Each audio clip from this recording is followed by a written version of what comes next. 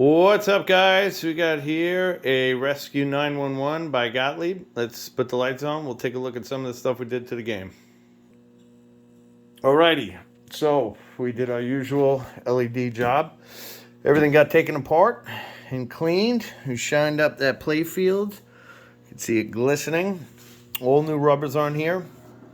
If you watched some of the other videos, we've done a lot of Gottlieb System 3s. You notice that these slingshot plastics are never broke, and that's because they have these that go on here. It's not really a nut and bolt. It's designed to take the impact, which is why hardly ever see any broken slingshot plastics on Gottlieb System 3s. Completely redid the helicopter. It changes to a nylon wire. It's much more flexible. We put a new friction wheel. We put a new sleeve coupling. Basically, this rod attaches to this, and then there's a rod that goes down. I'll show you underneath. And then there's a rod that comes up from the motor. It's a two-directional motor. So one is for the away position, one is for the home position. The way that it knows where it is this bar right here. Right now, there's one on the other side. It's hitting an opto. It's telling the game that the helicopter's in the home position. When it comes down and goes to grab the ball, there's another opto here, and it lets the game know where it is.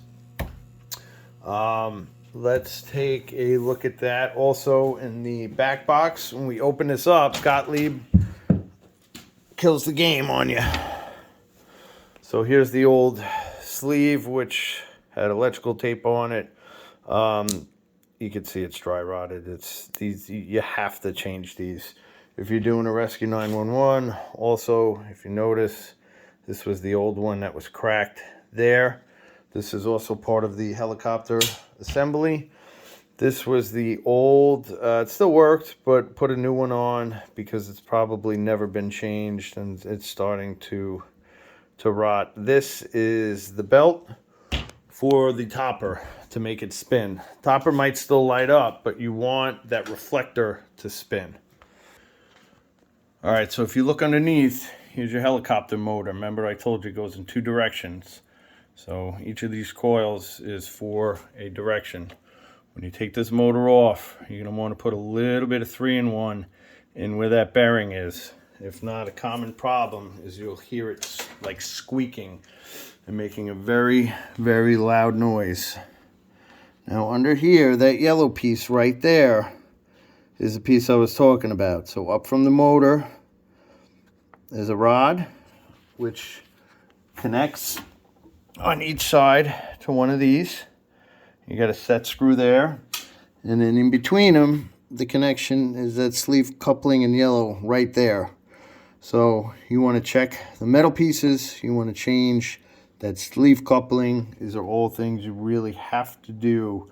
And then something we do is we change the wiring that's on there to nylon wiring because it is much more flexible.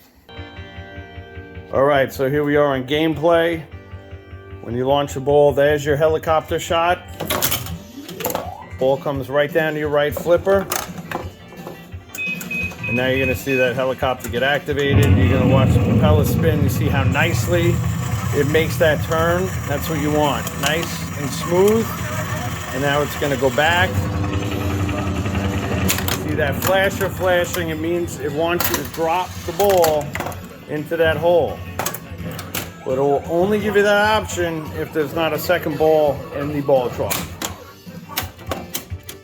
Your lock shots are up there. You have your third flipper as well.